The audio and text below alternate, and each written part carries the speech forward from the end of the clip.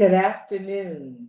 I'm Melanie Campbell, President and CEO of the National Coalition on Black Civic Participation and the National Convener of Black Women's Roundtable. It is my honor and pleasure and privilege to welcome you to today's BWR Women of Color in Tech Policy series, where our topic for today is centering online privacy as a civil right. The need for federal data privacy law protections. For communities of color, the right to data privacy is a matter of survival. Using personal data in ways that violates privacy puts communities of color at risk of discrimination in ways that impact our economic stability, housing, voting rights, health, and many other rights and freedoms, and so much more. For communities of color, there is an urgent need for the federal government to step in and move forward with data privacy laws that ensure privacy protections and adherence to civil rights. The FTC has been doing a study and it's taking a while. I think it's really important that report comes out soon so we can kind of see what's really going on the issue of privacy. During today's discussion, our panelists will provide us with insight on how our personal data is being used in ways that violate civil rights. We'll also learn how these violations impact women and communities of color and what federal protections are necessary to safeguard our personal data and civil rights when we're online. I want to take this moment to thank our sponsors for today's Women of Color Policy Series event, AARP and Comcast NBC Universal. We are grateful for their continued partnership and support of our work on the issue of data privacy as a civil right, an issue that is crucial to every aspect of the lives of Black women, our families, and communities. Now, before we hear, and before I bring on remarks from our Congresswoman Yvette Clarke, I want to first thank Jocelyn Tate, our Senior Policy Advisor for Technology, for the National Coalition on Black Civic Participation and Black Women's Roundtable, for her steadfast work, her steadfast leadership in being the glue for us, in being on top of these issues around technology and its impact on our communities. So now I'd like for us to hear from from Congresswoman Yvette Clarke from the great state of New York to share important remarks with us about the topic of today's discussion. Congresswoman Clarke is a leader in Congress on tech policy. As a senior member of the House Energy and Commerce Committee, Congresswoman Clarke works diligently to ensure that communities of color are not marginalized or disadvantaged by technology and big data. Congresswoman Clarke, welcome and thank you for taking the time to share remarks with us today. Greetings, everyone. I am Congresswoman Yvette Clarke, and I proudly represent New York's 9th Congressional District, that's Central and South Brooklyn. Before I begin, let me say what a pleasure and a privilege it is to be a part of the Women of Color in Tech Policy series, as well as thank the Black Women's Roundtable for hosting this critical event. Women's Roundtable's commitment to championing public policies that center civil rights and racial and gender equity in technology is of immense value to our community. We can't thank them enough for their hard work and their diligence, their commitment. In the absence of a national U.S. data privacy law, our personal data is currently collected and sold under a patchwork of regulations that do little to protect consumers. Interested parties can collect and monetize online data at an unprecedented scale with little scrutiny or regulation. Privacy violations of historically marginalized groups long predate the digital age. However, we know that in the age of big data, vulnerable populations, including communities of color, face unique privacy risks. Personal data can be used in ways that perpetuate or exacerbate systemic biases, racial and gender discrimination. Predictive analytics, machine learning, and artificial intelligence only amplify the power to use personal information in potentially harmful ways. Such violations enable discriminatory advertising, racially biased policing, and the surveillance of historically marginalized groups. So, to address this, I reintroduce the Algorithmic Accountability Act this Congress, along with Senators Ron Wyden and Cory Booker, the first ever bill that directly addressed the growing challenge of bias and discrimination in algorithmic driven decision making. Without a doubt, issues of algorithmic bias and data privacy are inextricably linked. And that is why I am thrilled that key pieces of that legislation have been included in the American Data Privacy and Protection Act, a bipartisan and bicameral effort to protect data privacy and civil rights online. The legislation calls for data minimization while providing individuals with the means to delete data associated with them and to opt out of targeted advertising and third party data transfers. Data privacy involves balancing an individual's right to know how their data is being used and the right to have some control over that data. At the end of the day, your right to privacy and access to privacy rights should not be a privilege or a price to be paid for commercial profits. That right to privacy is about the protection of consumers, their dignity, and their survival. Our nation desperately needs comprehensive federal privacy protections. And as a Black woman in Congress, I vow to continue spearheading this critical work on Capitol Hill. So let me thank you all for being here today and for listening. And many thanks to the Black Women's Roundtable for all the work that you do on this most timely and most crucial issue. I look forward to an informative discussion. Stay well, be well, stay safe, and stay healthy. Thank you. Thank you, Congresswoman Clark.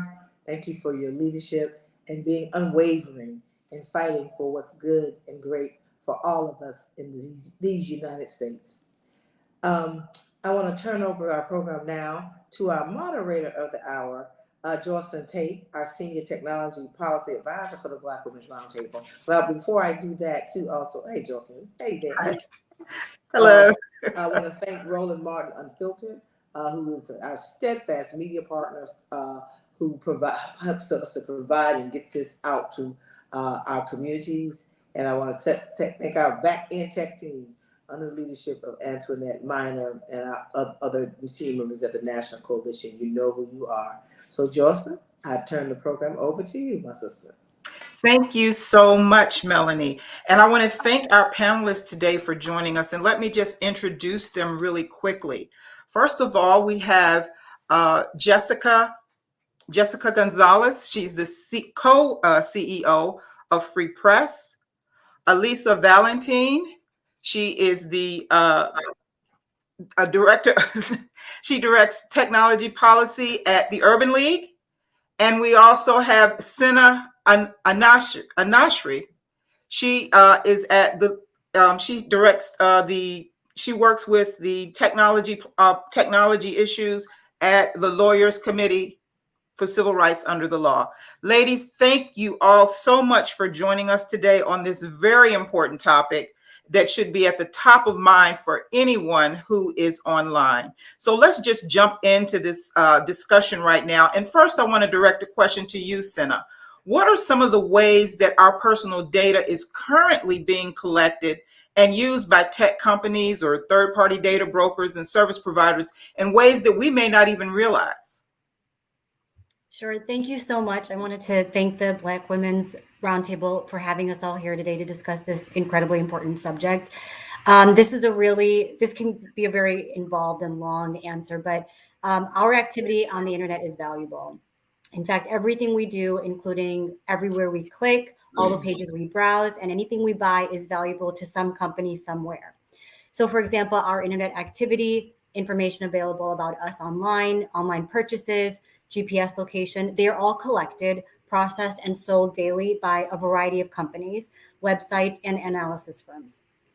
The current state of the internet makes it practically unavoidable for our personal data not to be tracked and collected.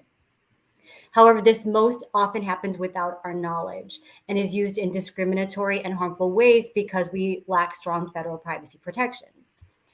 So before the internet, advertisers and marketers would target the audience they wanted to reach by showing ads on TV at certain times of the day or publishing their ads in newspapers that their audiences read.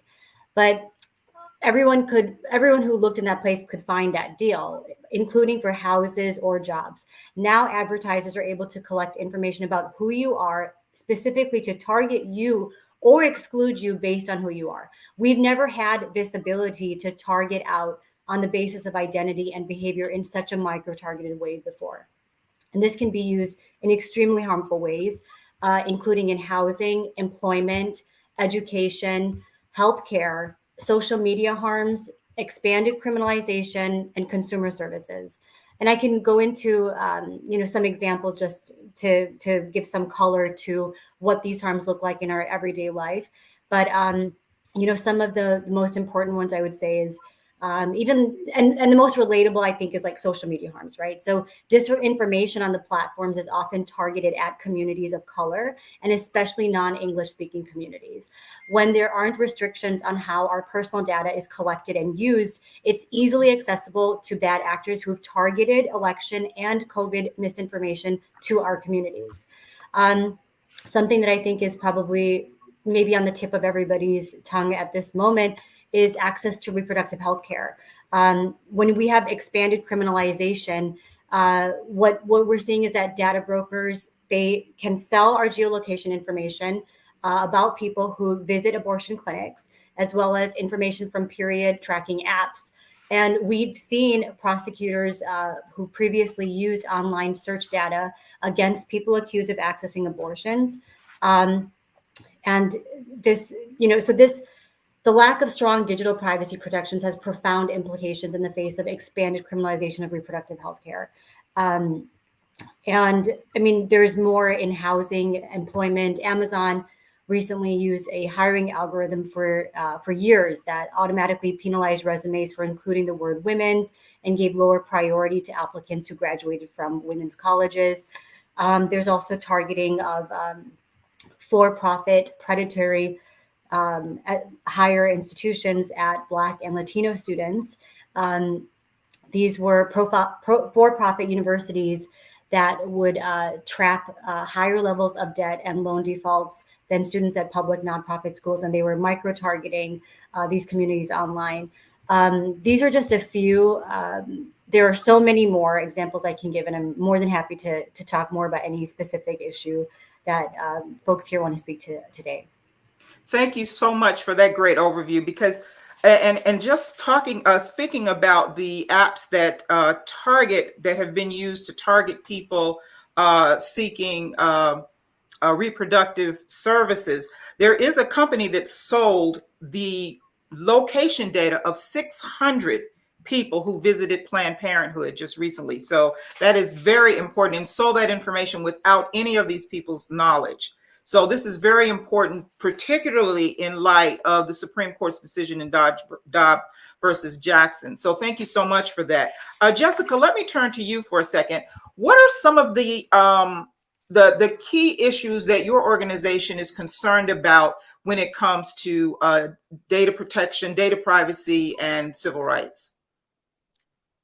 Thanks so much, Joycelyn. Thanks to the Black Women's Roundtable for having me, and to Melanie Campbell, and thanks to Yvette Clarke, the Congresswoman, for championing this issue.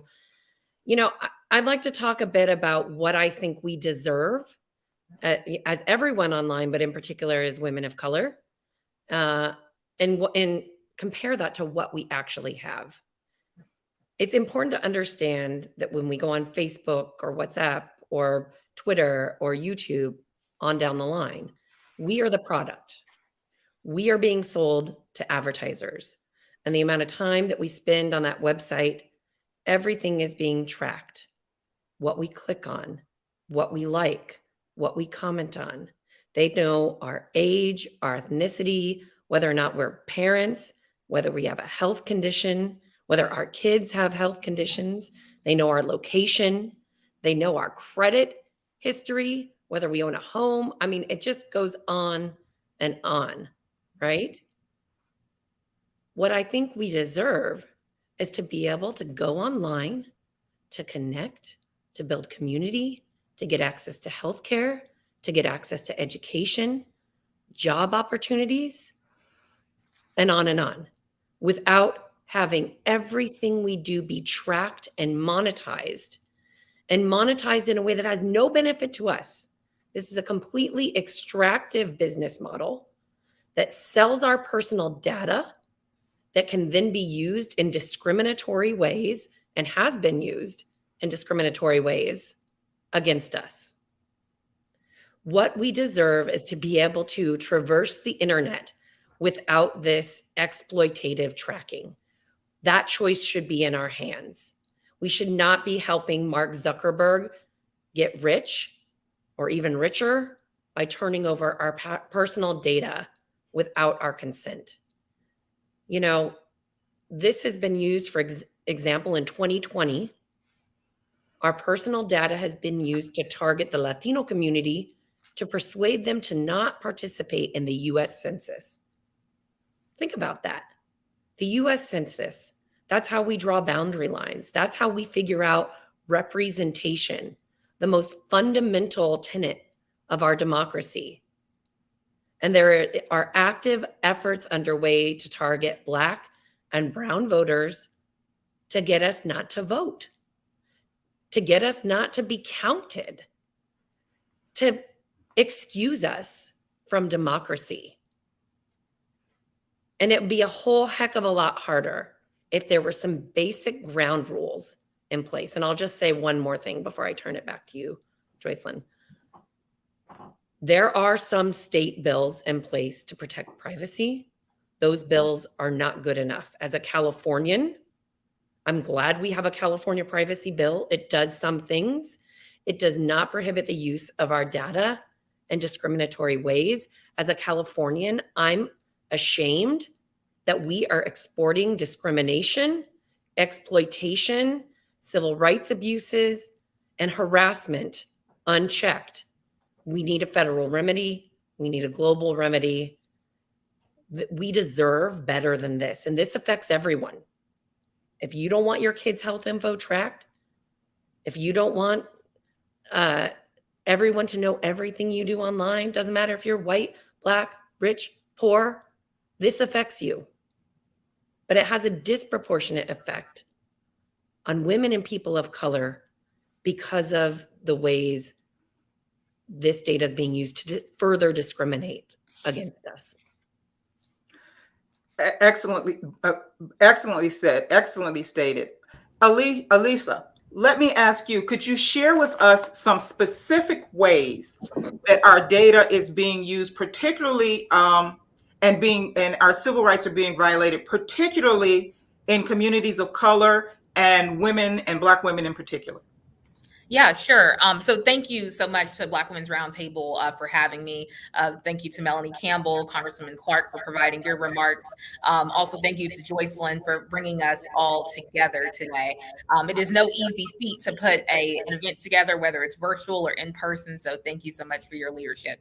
But let me first begin by saying that privacy rights are civil rights. I can't stress that enough. And as you've already alluded to in your question, Joycelyn, and as the other panelists also stated, discriminatory uses of data online, there are real offline harms, and it can exclude communities from a wide range of opportunities, as was said earlier. So we're talking about housing advertising, like as Sinai said, you have the ability to target ads to renters and buyers based on someone's race or their religion or their sex. As it relates to lending algorithms, you can calculate higher interest rates for borrowers who attend historically Black colleges and universities. healthcare algorithms have suggested that healthier white patients should receive more services to manage their health than sicker Black patients. And it's the data that's being collected and processed that's really fueling these algorithms. We're giving over our sensitive information, as you stated earlier, Joycelyn, sometimes unknowingly, right? That health information, that location information, to not just get the service that we're seeking out, but we're also giving it to a world of data brokers we wouldn't be able to map out unless we were the platform ourselves. And on the point, I just want to pick up about election disinformation specifically.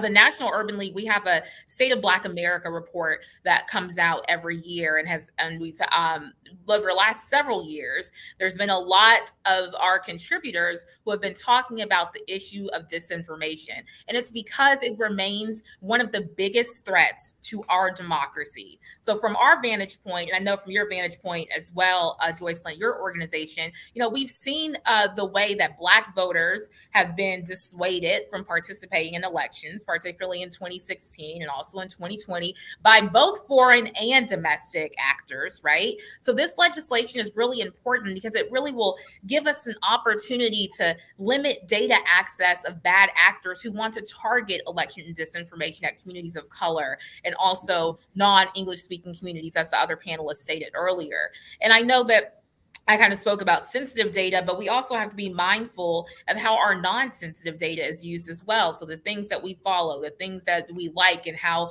those kind of profiles are created about us and how to target us. And I want to be really clear too, that this is happening because people know how incredibly important our votes are. And they know that we can change the trajectory of this country in a more positive and a more inclusive direction. We're being targeted because people know that we have power, right? People have to pull from the playbooks of yesteryear and bring them into present day to maintain or grab at our political and social power. And that is why we need to combat these practices by ensuring our civil rights are protected in the digital age. Thank you so much.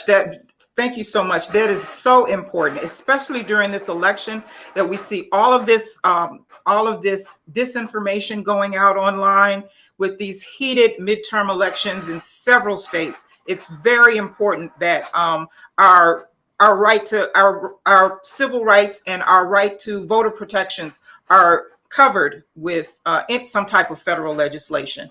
Let me ask a question of all of you. Recently, the Energy and Commerce Committee passed the American Data Privacy and Protection Act through the committee.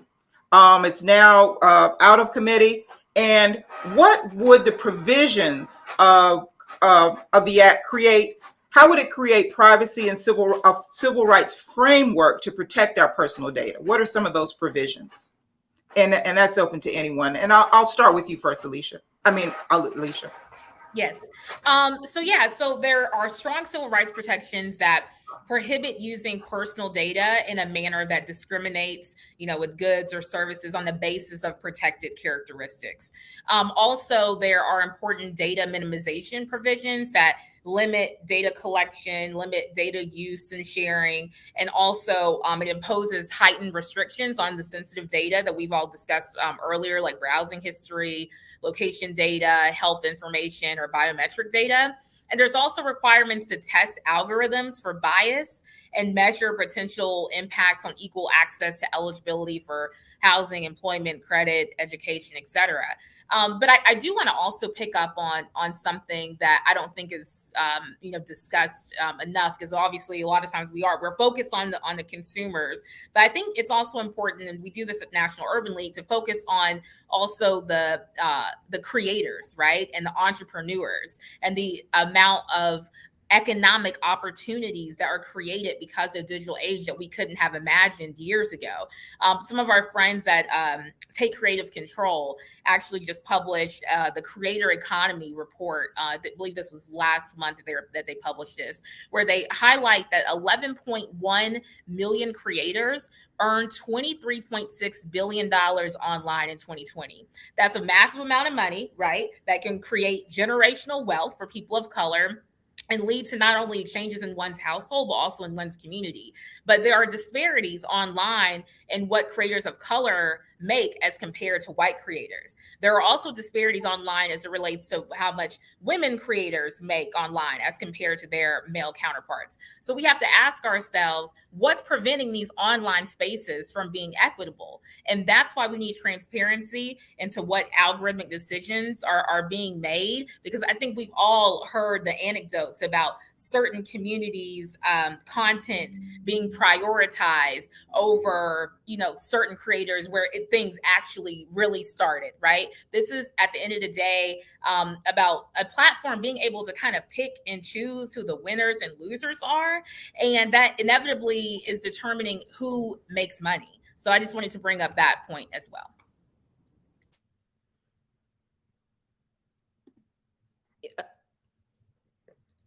Joycelyn, I think you're muted. Sorry about that. Technology is great when it works, and then sometimes we mess it up. But Sine, what are some of the key provisions in this act that you feel are most important to help us protect our civil rights and our data privacy? Thanks, Joycelyn. I think Elisa brought up some really amazing points. But I mean, just off the top of my head, the ones that are probably most important, ADPPA is more protective of sensitive data because rather than requiring users to take action to limit the use of their location or health data via an opt-out link, ADPPA limits the use of sensitive data by default, unless strictly necessary to provide a service for one of the specified actions. There's also a distinction between ADPPA and the California privacy law, which is that, and I think Jessica already mentioned this part, but that ADPPA crucially prohibits discriminatory use of data, and California law doesn't. So companies and service providers may not collect, process, or transfer covered data in a manner that discriminates on the basis of race, color, religion, national origin, sex, or disability under the ADPPA. And then I think maybe one more I would mention is that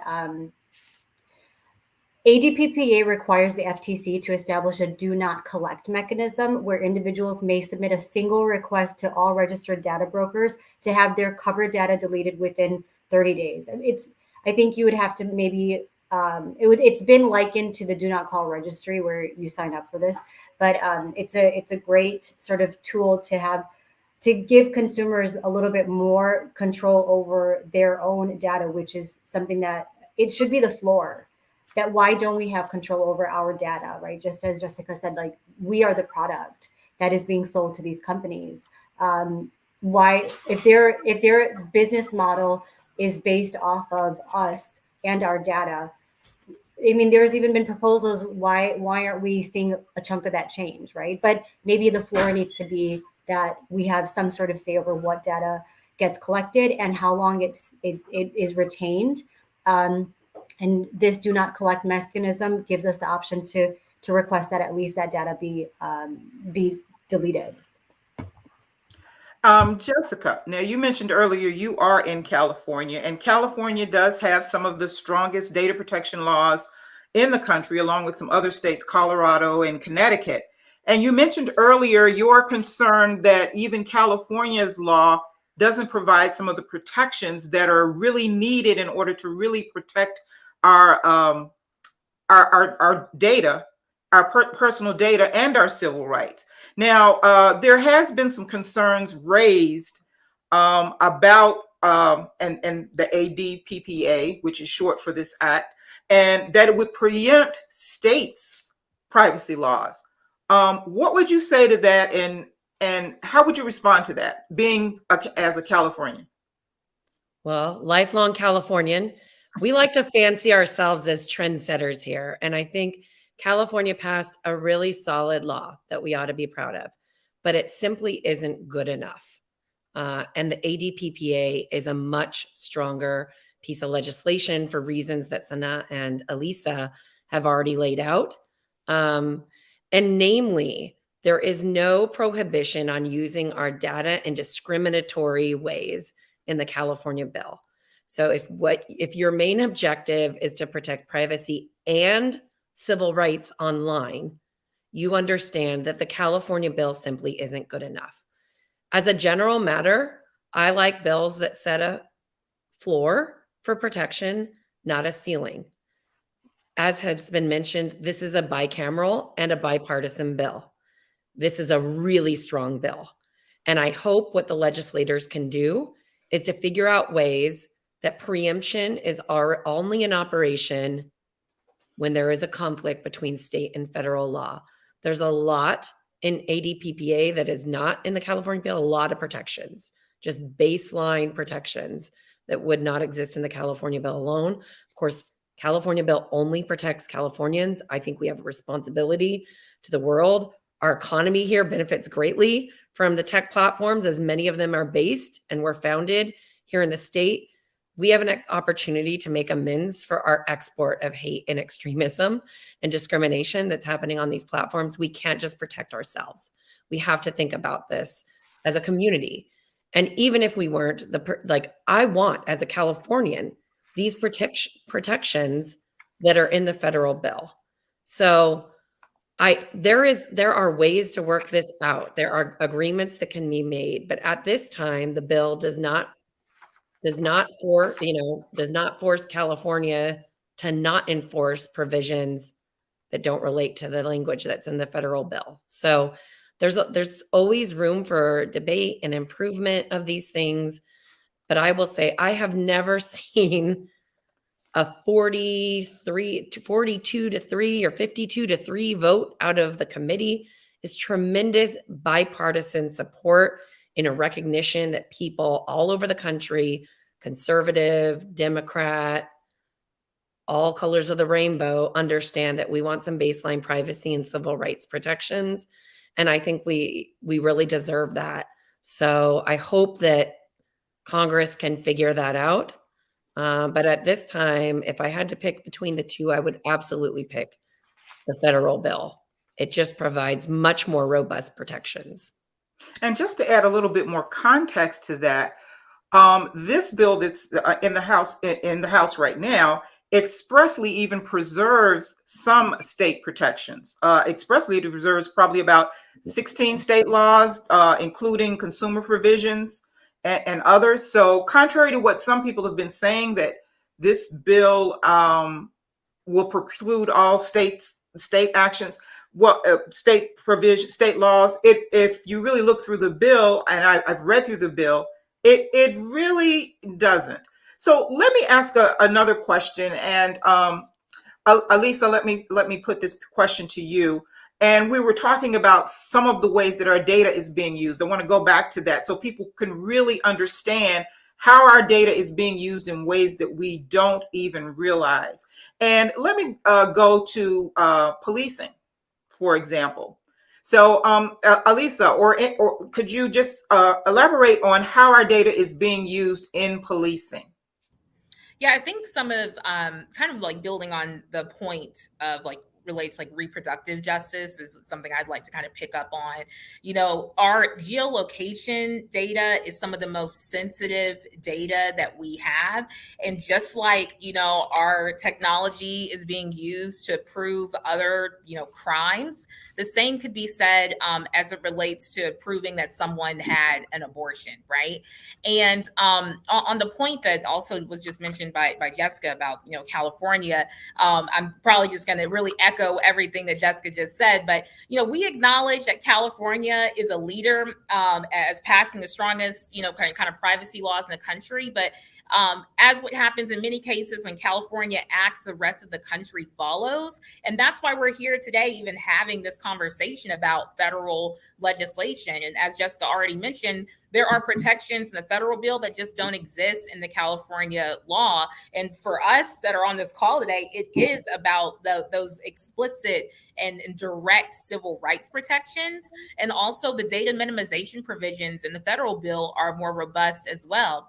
And also just want to, you know, pick up on something else that Jessica said. You know, there's a coordinated attack on people of color across the country that don't have the backing of progressive or progressive adjacent leaders. So we have to make sure that we're leading with a spirit of altruism and fact-based and principled policies. And the fact is, I'm not here for allowing tech companies to just kind of like self-regulate, do their own thing, make promises that are not enforceable. And so that just can't just be the case in California. It has to be the case across the country. And going back to issues related to reproductive justice, we know that they're the places where Black birthing persons are a lot of times in the rural South, right?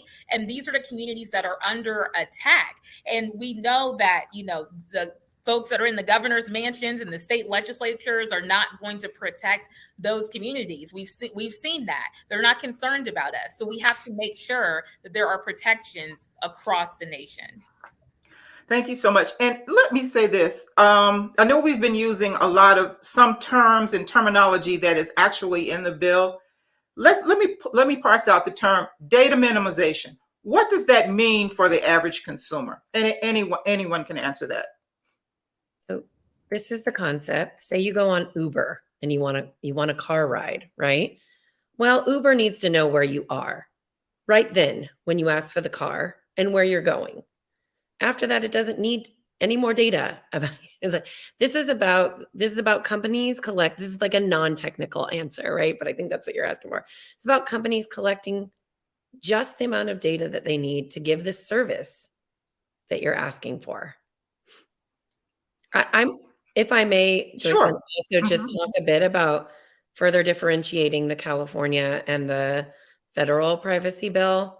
There's actually a great comparison piece that I want to plug that was done by EPIC and I believe the Lawyers Committee and the Center for Democracy and Technology, but it's on epic.org's website, and it goes through provision by provision and compares what is in the federal bill versus what is in the California law. And there's a lot of things in here where they're roughly equivalent, maybe a few provisions. They're stronger on the California side, but data minimization much stronger at the federal level, protection of sensitive data much stronger at the federal level, use and disclosure, transparency coming in at about the same, stronger on the federal level. But the civil rights protections, of course, stronger. The prohibits our use of discriminatory data stronger at the federal level, but also all state civil rights laws are exempt from preemption. So it's not going to come in and preempt state civil rights laws. And then the impact, the study, the algorithmic impact assessments. What is this doing? Companies will always claim they don't have malintent, but this federal bill will require an actual assessment of whether there were discriminatory or privacy invasive impacts. So there's just a lot more protections for kids and teens in the federal bill. I really recommend for people who really want to get into the weeds of this to go to the Electronic Privacy Information Center website at epic.org. It's a really great analysis of where one bill is versus the law. Exactly. And let me ask this. Well, let me say this so that people can really understand, because I think you all have really laid out how our data is being used and why we need these federal protections. And I just want to lay it out a little bit more. When we talk about, Elisa, you were talking about reproductive rights and how our data can be used now in policing where we are to be, and that data can be used, could be used to prosecute people for maybe seeking in reproductive services. So let me also add for our audience, just simple things, privacy and policing, just simple things like Amazon's Ring app. They have now partnered with law enforcement so that the video footage that you get from your Ring app outside your house or at your front door, now the police can get that information without a warrant. So that goes back to what you were saying, Jessica, when you were giving your example of data minimization. This information shouldn't be used for that purpose. It only should be used for the purpose of what it was intended. And of course, the privacy violations. And who knows how many people knew that their information on a Ring app that they just use for the protection of their home is now being can now be surveilled by the police to watch your personal coming and goings from your home, and your friends' personal comings and goings from your home, or even if you have the app around your house, who's moving around your house. So these are the types of things that we really need federal protections for. State laws are great, but they only protect in a particular state. So let me go on and ask about other provisions in this legislation right now. They have provisions to protect children. Why is that so important? Targeted advertising against children. Why is that so important? And anyone can jump in on that. I'll say something. Because even in California, so it's election time, my kids are on YouTube. Oh my goodness, with my kids coming in telling me what propositions to vote for or not. They're like little sponges, right? And they believe everything they see, right? Because they haven't learned to consider the source and context clues and all that. But it's much deeper than whether or not I should vote yes on Prop 27. Okay. The kids say no, by the way. They've been fed a lot of ads. My kids are being targeted. They're boys. Okay. They're already, because they're interested in Minecraft. This is a game that they play, very innocuous game where they build community, basically. They get targeted with these videos of people who show them how to play Minecraft, and some are fine, and some are filled with misogyny, they're like being groomed to be little misogynist racists through these videos. And I'm not going to say how old my kids are to respect their privacy, but let's just say they are young and they are impressionable. And so it's not just that they're getting targeted with political ads or with ads that make them want to buy a certain toy. They are getting targeted with content that is getting ingrained in their belief system. And so I have to run interference on that because I'll overhear something and I'll be like, whoa, Preston's out. You can't watch Preston's videos anymore. Oh, but YouTube just sent them my way. So important. It's scary. And I do not have time to micromanage my kids' social media lives, but I do. That's so important. And that's one of the protections that is in the bill that we do need in federal privacy legislation to protect our children just from those very things that you were talking about. Sina, there's also a portion of the bill called private right of action. Can you explain that to our viewers and why that's important? Sure. So this particular bill allows for a private right of action and FTC enforcement, which I think is going to be more important for working out a lot of the kinks in how broadly the statute is construed, which is a good thing. We want a broad statute so that, and having that with a private right of action allows for a lot of the details to be worked out by individual consumers who are harmed.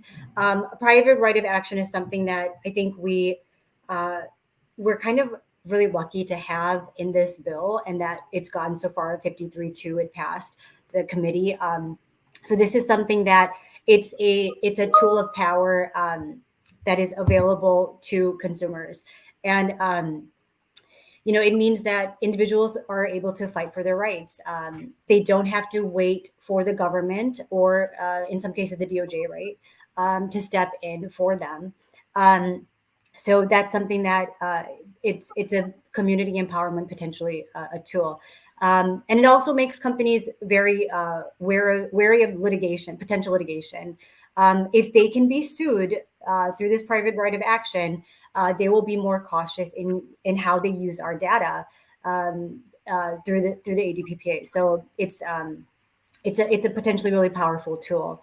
But there are so many things that Jessica mentioned about the targeting of children, and it's so terrifying, especially because YouTube's algorithm and how they target kids with the recommendations of videos. One, there's so much scholarship now on this sort of pipeline of gaming into misogyny and racism.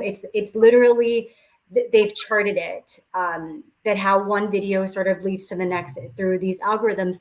But what's scary is that these algorithms, they are so black box that without that transparency of knowing how these recommendations are being made and to who, the provision that protects targeting, protects children under the age of 17 from being targeted through this advertising is kind of the tool that we have as a defense in this sort of really terrifying setup that we're currently seeing. But that was to Jessica's point, but I wanted to echo that.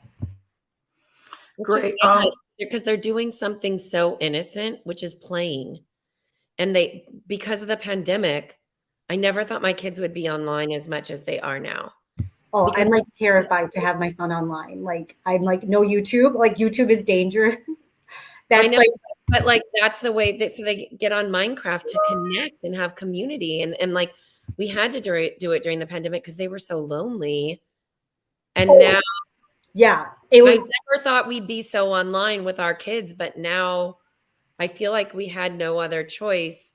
And it's increased the responsibility as a parent to like watch everything because the way they start off with this gentle misogyny and then it escalates, right? It's terrifying. There's an escalation and it's very intentional. It's so terrifying, and it's on every app. Like YouTube is one. And I mean, my son is watching YouTube. Like he loves tornado videos, and I'm like sitting there like bracing myself. Like what's the algorithm gonna suggest next? How can tornadoes be sinister? Let me think about that. Like it's so yeah. And that's just a good example of how the algorithms work, because I don't think people really understand how they're being targeted. With the algorithms, once you watch one thing, then the algorithms determine, okay, you like this, we'll give you more of that, and we'll give you more of that. And that's how people end up with a tunnel view or a tunnel vision of a particular issue. So if any one of you could jump in and just talk about how that, those algorithms are being used in a way, not in a way that discriminates, yes, but also in a way that fuels a lot of other types of activity and polarizing activity that we've seen. I mean, I think we can just reference January 6th, right? Like people kind of existing in these silos and going kind of further and further down like these tunnels of hate and election disinformation and all of that. And then that content also like constantly being kind of amplified on their various pages. And I do think, interestingly enough, and I'm bringing this up because I'm a adjunct professor at Norfolk State University. I teach a media law and policy course there. And I was with my students a few weeks ago, and we were kind of talking about these issues of AI and privacy. And they kept bringing up the fact that there's also like a consumer education piece to this as well, right? And I think we're starting to see that kind of like, percolate a little bit, with privacy and with algorithms. People are always saying things like, oh, they're blaming the algorithm and all that. So I do think there's a consumer education piece as well, so that we can like kind of actively fight against these things. But it's not just on the consumers, right? Mm-hmm. This is going to take a whole of nation approach. It's going to take the corporations. It's going to take, us as consumers. It's definitely going to take our federal government as well. Exactly. And our federal government is a very important piece of that. Thus, why we have this proposed legislation now. Anybody want to jump in on some of the other provisions that are in the bill? I know that we have some provisions in there about a duty of loyalty where, there would be it'd be prohibited, entities would be prohibited from collecting or using or transferring data that is not reasonably necessary or that's only proportionate to what you need. And I think we talked to that a little earlier when we talked about the data minimization. So anybody else want to speak to the data minimization or the duty of loyalty that's in the bill? I think you're muted. Oh, thanks. Sorry. Yeah, I wanted to jump on the data minimization part because, as we're talking about so many of the harms that we're facing online, we don't quite understand because of, for one example, the black box nature of the algorithms and that they're not transparent. But the interesting thing is that so many of the harms that we currently face. I was speaking to my colleague Alex Alt. He's our policy counsel, and he had a really gorgeous analysis for this, or analogy, I should say. And it's that it's an ecosystem, right? But the data that we have is the what the ecosystem feeds off of. So if we dry up the feed, we can dry up some of these harms in this ecosystem. And that's why the data minimization component of this bill is so important. Because all the harms we're talking about, whether it comes to social media harms and how algorithms are amplifying hate, targeting, misinformation, voter suppression at people of color and marginalized communities, the way to address that is through potentially data and protecting it. And that's why the minimization is so important. Thanks so much. There are provisions in the bill also about how do you think this bill would impact small or medium-sized businesses? Because basically we're talking about the large tech companies and they have all the tools and things that they need to adhere to this. But what about those small or medium-sized businesses? How would this impact their ability to operate in the tech ecosystem? And anybody can jump in on that, because I think there's a provision of the bill that does provide a threshold for small or medium-sized businesses.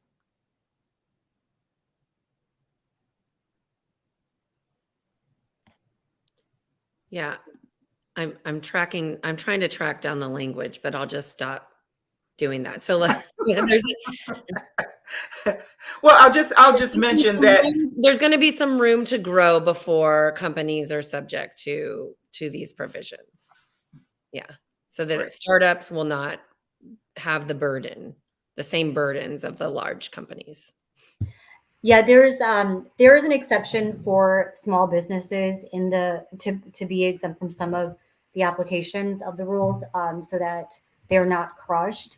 But it's also really important because getting at the big players is really important to help small businesses thrive too, right? And there's been a lot of scholarship also on how data concentration it also kills the market, the free market for players to come in. So when you've got a handful of these massive companies that suck up all the data, they have such market dominance that they essentially kill the competition. So I think the exact statute is that the small businesses are exempt from the private right of action and the algorithmic assessments. Thank you so much for that, because that's really one thing that will, could be a barrier for small businesses getting into the tech space. So it's good to know that there are provisions in this bill, and the Congress is looking at provisions to address small businesses and their ability to get into the tech space. Right now, we'd like to. Joycelyn, go ahead. Yeah, is that there will be a rulemaking that happens at the Federal Trade Commission to sort of lay further ground rules about how this will be enforced at the federal level. And we actually should have a conversation in that context about small business and where the lines should be drawn. Exactly. And actually, I will put some information put some information out. We're going to put some information out at the Black Women's Roundtable about that period that's going to be opening up so that people can comment about how this will impact small businesses. So let's open it up now to some questions. If we have any questions from our audience here, I'll open it up and I'll defer to my tech team here. They say that there's no questions so far. Okay. So Can we I could jump in, Joycelyn, real quick? Sure. Just because Jessica brought up the FTC, so I think that's kind of a good transition point.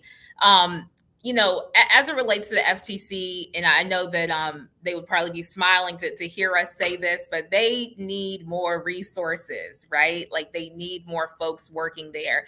They also need an Office of Civil Rights, right? Like one that has real teeth, real power, similar to the Civil Rights Division at DOJ, but that means that it has to be well resourced. And but we need like strong enforcement, but we also need we need the technologists working at the FTC as well. And it's really difficult. Like, how can you compete with the amount of money that like tech companies are handing over to new grads and that sort of a thing? And that's something a government really need to kind of figure out, because we're definitely having trouble keeping up with all these technological advancements, whether it be on the agency level or whether it be on the Hill. And again, I think that pay equity is definitely an issue there, but we need to really get it figured out because we need more expertise. We need more resources at the FTC and also on the Hill. And speaking of the FTC, while we're talking about that, there is a provision in this current legislation that we're discussing that does give enforcement. There is a provision in there for enforcement that does give enforcement to the Federal Trade Commission, as well as state attorney generals and state privacy authorities. So there is a whole mechanism to provide enforcement of these data protection rules that's in this proposed bill, which is something that we need on the federal level. It gives enforcement authority on several different levels, from the federal level on down. So that's something that's very important. Yeah, and we need it. We need detailed people here. Like Congress needs to pass a bill, absolutely, and then we need people to execute that. And we have subject matter experts at the Federal Trade Commission who are well equipped to do this. So I am in fullest support, like Elisa, of more authority, both in terms of rulemaking, but also in terms of enforcement authority, but also funds to that agency so that it can do its job and stand up to these tech billionaire folks. Okay, just turning back over to our team here. Do we have any questions so far?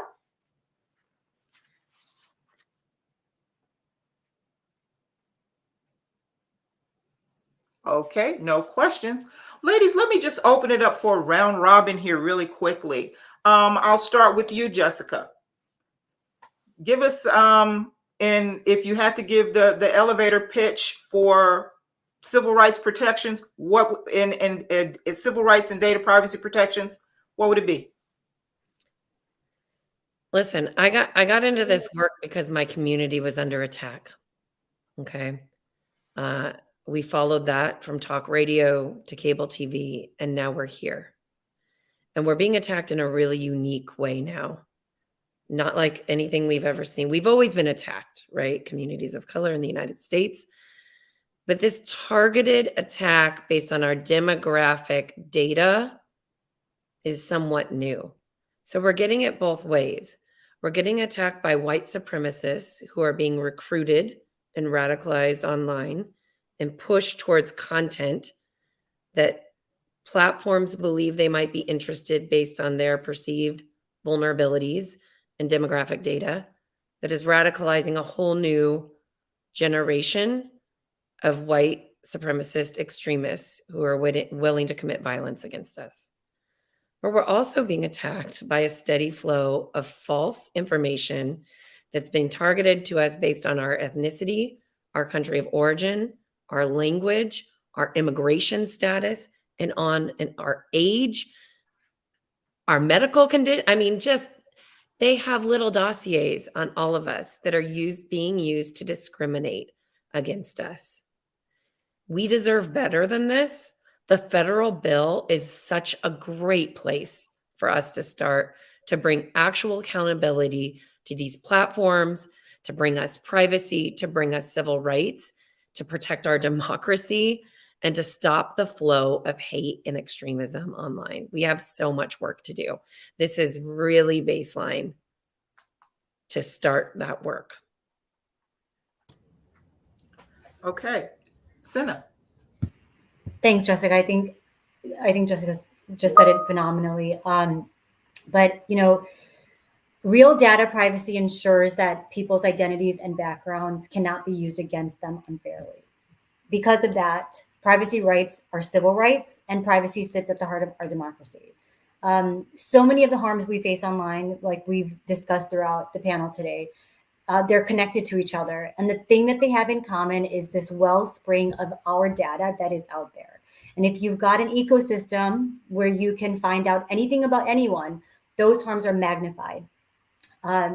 This bill in particular is important because if there's less data in the universe, then they can't isolate and target people, especially people from marginalized communities, communities of color, as easily as they have to. And I think the one harm that is probably at the forefront of everybody's mind, whether they're into tech or not, is the amplification of hate, violence, radicalization that occurs on social media, right? That's something that I think, you don't need to really understand tech. And I think a lot of people's eyes do glaze over when we talk about tech. That's something that resonates with everyone. And so much of that takes place online through the social media platforms. And it's because they have these algorithms that process and spit out our data in different ways. But what would it look like if we had more control and protections around that data to begin with? Elisa.